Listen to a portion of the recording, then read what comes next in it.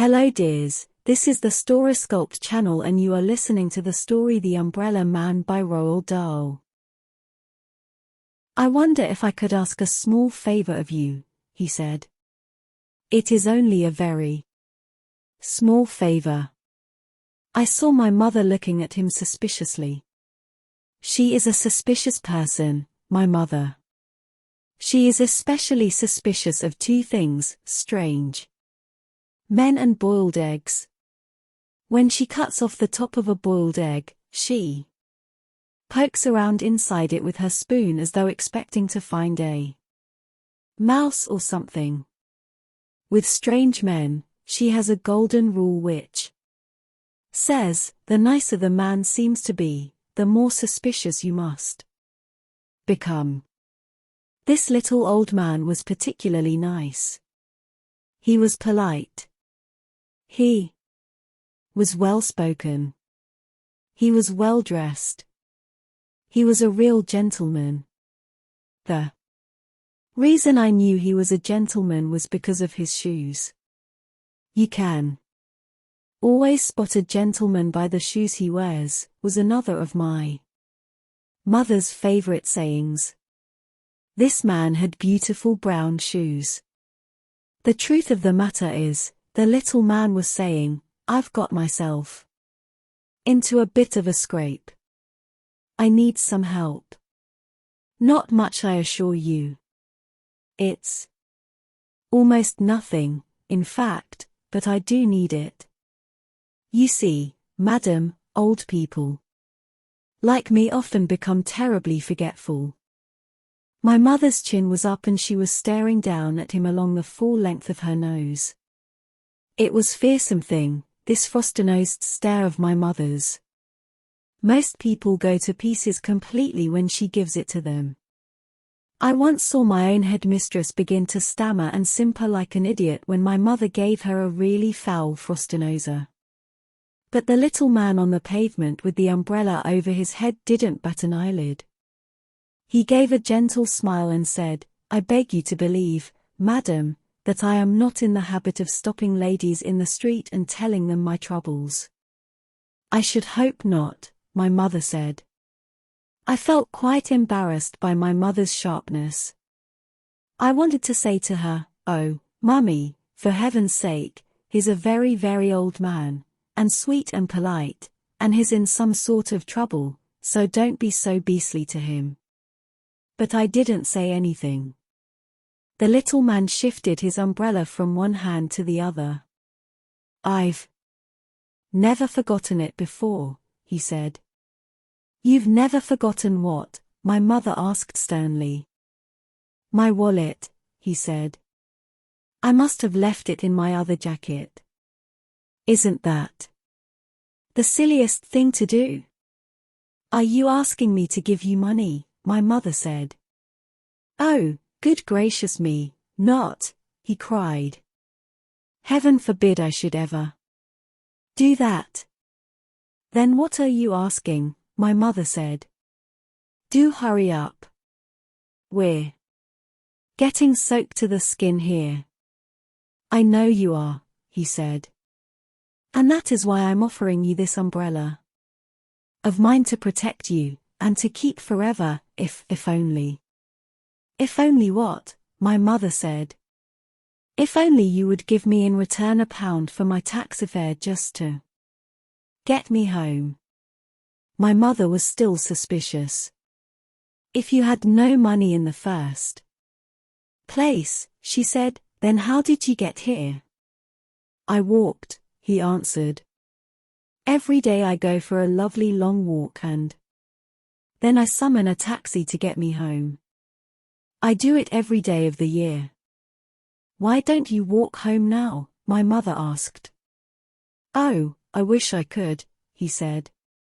I do wish I could. But I don't think I could manage it on these silly old legs of mine. I've gone too far already.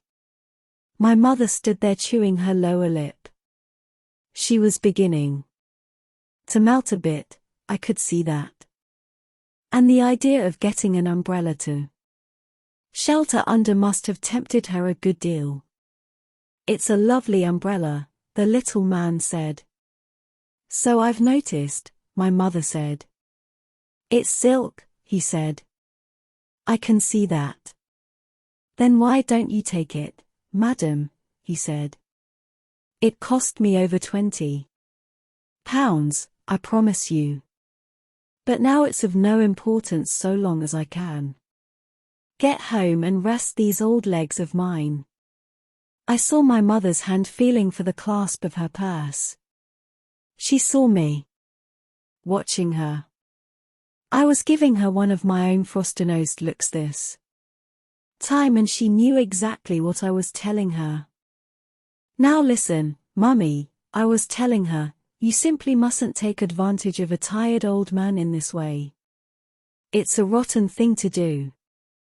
My mother paused and looked back at me. Then she said to the little man, I don't think it's quite right that I should take an umbrella from you worth £20. I think I'd better just give you the taxi fare and be done with it. No, no, no, he cried. It's out of the question. I wouldn't dream of it. Not in a million years. I would never accept money from you like that. Take the umbrella, dear lady, and keep the rain off your shoulders. My mother gave me a triumphant sideways look. There you are, she was telling me. You're wrong. He wants me to have it. She fished into her purse and took out a £1 note. She held it out to the little man.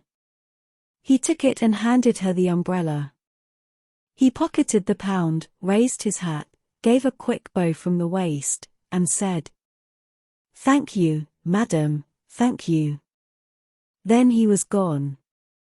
Come under here and keep dry, darling, my mother said. Aren't we lucky? I've never had a silk umbrella before. I couldn't afford it.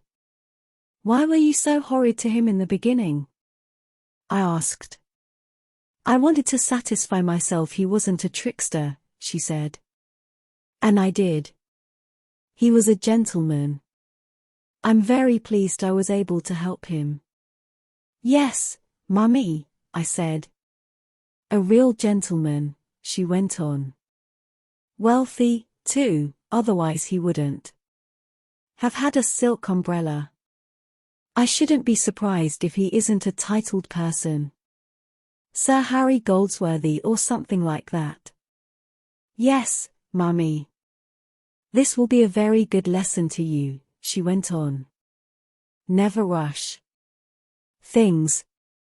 Always take your time when you are summing someone up. Then you'll never make mistakes. There he goes, I said. Look.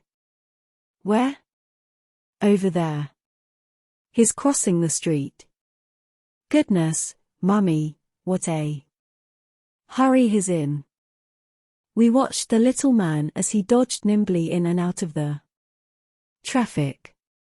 When he reached the other side of the street, he turned left, walking very fast. He doesn't look very tired to me, does he to you, Mummy? My mother didn't answer. He doesn't look as though he's trying to get a taxi, either, I said. My mother was standing very still and stiff, staring across the street at the little man. We could see him clearly. He was in a terrific hurry. He was bustling along the pavement, sidestepping the other pedestrians, and swinging his arms like a soldier on the march. He's up to something, my mother said, stony-faced. But what? I don't know, my mother snapped.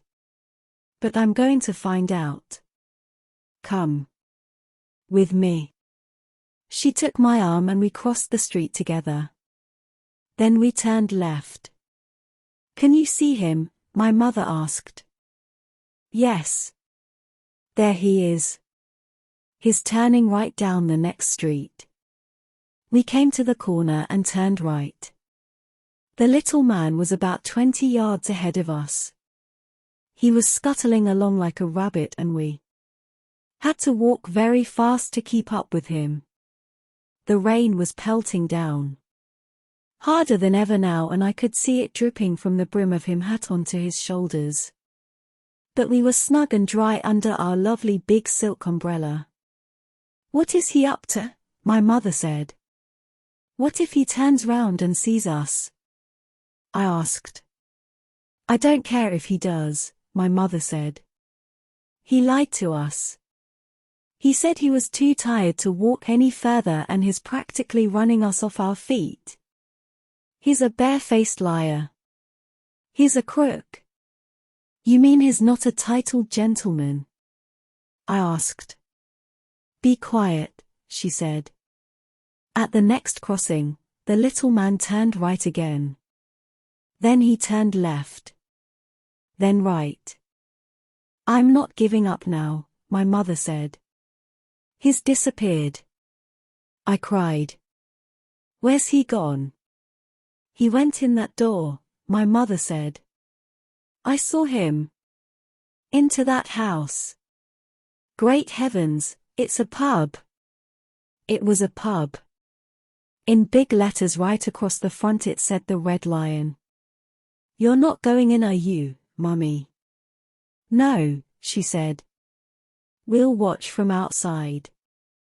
There was a big plate glass window along the front of the pub, and although it was a bit steamy on the inside, we could see through it very well if we went close.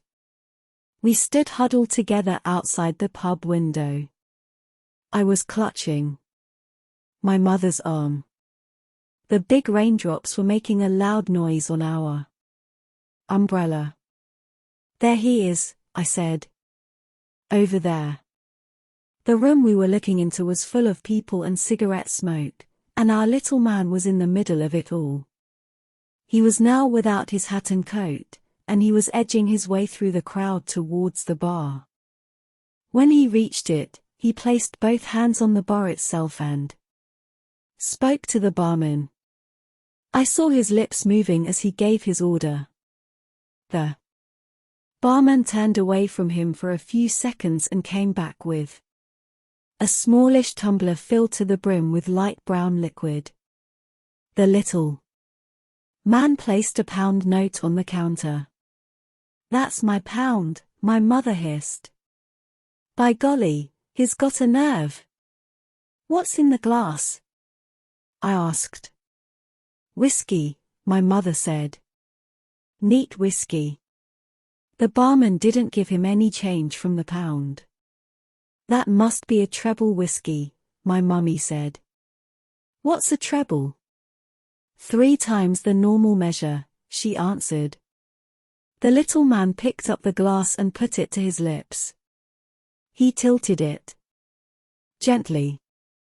Then he tilted it higher, and very soon all the whiskey had disappeared down his throat in one long pour. "That's a jolly expensive drink," I said. "It's ridiculous," my mummy said. "Fancy paying £1 for something to swallow in one go." "It cost him more than £1, I said.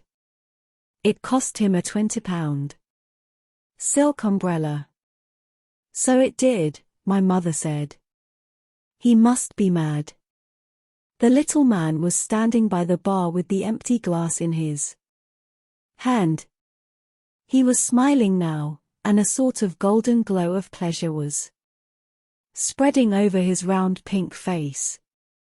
I saw his tongue come out to lick the white mustache, as though searching for one last drop of that precious whiskey. Slowly, he turned away from the bar and edged his way back through the crowd to where his hat and coat were hanging. He put on his hat. He put on his coat. Then, in a manner so superbly cool and casual that you hardly noticed anything at all, he lifted from the coat rack one of the many wet umbrellas hanging there, and off he went. "Did you see that?" my mother shrieked. "Did you see what he did?" SSSH, I whispered. He's coming out. We lowered our umbrella to hide our faces, and out from under it. Out he came. But he never looked in our direction. He opened his new umbrella over his head and scurried off down the road the way he had come. So that's his little game, my mother said. Neat, I said. Super. We followed him back to the main street where we had first met him, and we watched him as he proceeded, with no trouble at all, to exchange his new umbrella for another pound note. This time it was with a tall thin fellow who didn't even have a coat or hat.